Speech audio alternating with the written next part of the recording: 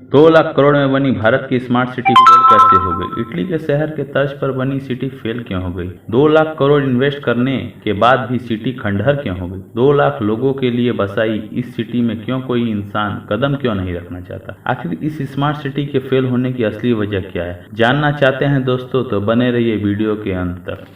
दोस्तों, देश के सफल बिजनेसमैन में से एक हिंदुस्तान कंस्ट्रक्शन एससीसी के एमडी अजीत गुलाबचंद जब इटली के सैर पे गए, पोर्टोफिनो गए, तब वे वहां से इतना इंस्पायर हुए कि उन्होंने अपने देश में पोर्टोफिनो के तर्ज पर शहर बनाने का ख्वाब देखना शुरू कर दिया। और उन्होंने बस ख्वाब देखा ही नहीं, बल्कि उसे पूरा करने के लिए पूरी शिद्दत के साथ उसमें लग गए। उन्होंने कुछ सालों तक सिटी के निर्माण की तैयारी की और फिर महाराष्ट्र में पुणे के सकदिया पर्वत श्रृंखला में एक बेहतरीन लोकेशन देखकर अपने सपने को पूरा करने में लग गए।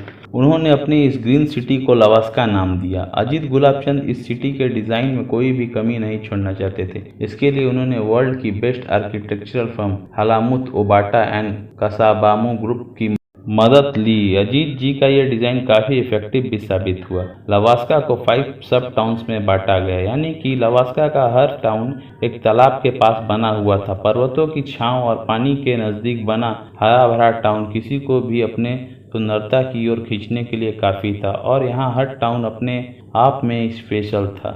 एक टाउन को पूरी तरह रेसिडेंशियल बनाया गया था, दूसरे को पूरी तरह कमर्शियल दोस्तों। वहीं तीसरे टाउन में अम्यूजमेंट पार्क और स्पोर्ट फैसिलिटीज थी, और चौथे टाउन में आईटी सेक्टर, और पांचवें टाउन में फिल्म प्रोडक्शन और शूटिंग के हिसाब से इसको डिज़ाइन किया गया था। दोस्तों, उनके बनाए सिटी का डिज़ाइन इतना इफेक्टिव था कि ऑक्सफोर्ड यूनिवर्सिटी के साथ साथ मैनचेस्टर सिटी ने यहाँ अपने सेंटर खोलने के लिए रजामंदी तक दे दी थी। इसके अलावा इस सिटी में गोल्फ कोर्स और बच्चों के लिए स्पेशल थीम पार्क भी बनाया जाना था। इसके साथ ही कंस्ट्रक्शन का काम बहुत ही तेजी से चल रहा था। बहुत ही तेजी से सिटी में बड़े बड़े बंगला, विला, मॉल्स बनकर तैयार हो रहे थे। जैसे जैसे ये सिटी तैयार हो रही थी, यहाँ की खूबसूरती देख लोग इस सिटी के तरफ, लवास्का के तरफ अट्रैक्ट हो रहे थे और यहाँ प्रॉपर्टी खरीदने के लिए खूब इन्वेस्ट कर रहे थे। यहाँ तक कि कई विदेशी लोग भी यहाँ आकर के इन्वेस्ट कर रहे थे और इस तरह ये दुनिया का सबसे पॉपुलर प्रोजेक्ट भी बन गया था। सन 2004 के आते आते लवास्का का काम काफ़ी तेजी के साथ साथ शुरू हो गया था और केवल 4 साल में ही इसके 2 टाउन पूरी तरह बन के तैयार हो गए थे। ये टाइम 2008 का था।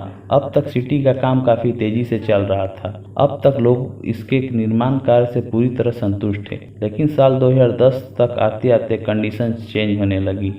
लवास्का के ऊपर अब खतरे के बादल मंडराने लगे थे। सबसे पहले मुसीबत आई यूनेस्को के तरफ से। असल में सह्याद्री माउंटेन रेंज वेस्टर्न घाट एक यूनेस्को प्रोटेक्टेड एरिया है, जहां कोई भी अपनी मर्जी से पेड़ का एक पत्ता भी नहीं तोड़, और आपको ऐसा कुछ करना भी हो तो आपको इसके लिए काफी सारे परमिशन लेना पड़ता है। और यहाँ तो पूरी की पूरी सिटी का निर्माण किया जा रहा था और उसपे हद ये कि लवास्का के निर्माण के लिए किसी ने भी कोई भी परमिशन लेना जरूरी नहीं समझा, लेकिन बार बार इन्वायरमेंटल मिनिस्ट्री के पास कंप्लेन की गई। तो आखिरकार इन्वायरमेंटल मिनिस्ट्री एक्शन में आई और उन्होंने एक्शन लेते हुए लवास्का के काम को रोकने का नोटिस भेज दिया। और यहाँ लवास्का के सामने मुश्किल ये खड़ी हो गई कि उन्हें महाराष्ट्र सरकार से तो परमिशन लिया था, लेकिन सेंट्रल गवर्नमेंट को, और यहाँ लवास्का के सामने मुश्किल ये थी कि उन्होंने महाराष्ट्र सरकार से तो परमिशन ली थी, लेकिन सेंट्रल गवर्नमेंट को नज़रअंदाज करके भूल गए थे। जबकि उस वक्त सेंट्रल गवर्नमेंट के नियम के अनुसार किसी भी हिल एरिया में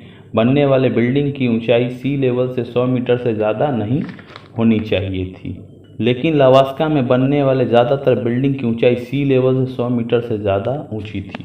इसके अलावा अगर उस प्रोजेक्ट की लागत 50 करोड़ से ज़्यादा और वहाँ 1000 से ज़्यादा लोगों को रहना हो तो उसके लिए सेंट्रल गवर्नमेंट से परमिशन लेना ज़रूरी था। लेकिन लवास्का ने तो सारे नियम और कानून को ताक पे रख दिया था। ऐसी में उनकी नैया को कोई डूबने से बचा नहीं सकता। दोस्तों, अब ध्यान देने वाली बात है कि कोई भी प्राइवेट कंपनी इतना बड़ा प्रोजेक्ट अकेले नहीं कर सकती। उसके साथ इसमें कई लोग इन्वॉल्व होते हैं और बिना सरकारी इन्वॉल्वमेंट के तो ऐसे कामों को पूरा करना नामुमकिन है। यहाँ भी ऐसा ही हुआ था। धीरे धीरे लवास्का के कई राज बाहर आने लगे, जिसके बारे में जानने के बाद पूरा देश हैरान रह गया। जांच में सामने आया कि महाराष्ट्र सरकार ने लवास्का को स्पेशल प्लानिंग अथॉरिटी के दर्जे में रखा और यह दर्जा केवल सरकार के लिए काम करने वाली कंपनियों को ही मिलता है। ऐसे में लवास्का का निर्माण शक के दायरे में आ गया। ऐसे में महाराष्ट्र के आईपीएस ऑफिसर योगेश प्रताप सिंह ने महाराष्ट्र सरकार पर आरोप लगाया कि महाराष्ट्र सरकार ने लवासा की पूरी ज़मीन बहुत ही कम दामों पे लीज पे दे दी है। एक रिपोर्ट में यह भी कहा गया कि महाराष्ट्र सरकार ने लवासा की पूरी 25,000 एकड़ जमीन केवल 23,000 पर एकड़ पे दे दी। लेकिन अभी लोगों को ये समझ नहीं आ रहा था कि महाराष्ट्र सरकार को लवासा से ऐसा क्या फ़ायदा मिल रहा था कि जो वह उसे इतना फ़ायदा दे रही थी। ये राज अभी भी खुलना बाकी था। उस समय महाराष्ट्र सरकार के डिप्टी सीएम और एजुकेशन मिनिस्टर रहे अजित पवार जी और शरद पवार जी की बेटी सुप्रिया सुले और उनके पति सदानंद सुले यशोमाला कंपनी में स्टेक होल्डर थे और यशोमाला कंपनी का लवासा के साथ कॉन्ट्रैक्ट तय हुआ था, जिसके चलते लवासा में उनका 30.08% का शेयर था। इस तरह शरद पवार जी की फैमिली भी अब लवासा प्रोजेक्ट का हिस्सा बन चुकी थी और बस इसलिए लवासा के इन्वेस्टर्स को लगा जब सैया भाई कोतवाल तो डर काहे का, और उन्होंने बिना किसी परमिशन के निर्माण कार्य आरंभ कर दिया। लवासा ने हिल डेवलपमेंट अथॉरिटी के रूल्स को भी फॉलो नहीं किया, जिसके अनुसार किसी भी हिल स्टेशन पे 3 मंजिल से ज़्यादा का मकान नहीं बनाया जा सकता। लेकिन लवासा ने तो 6 मंजिल के मकान धड़ल्ले से बनाए।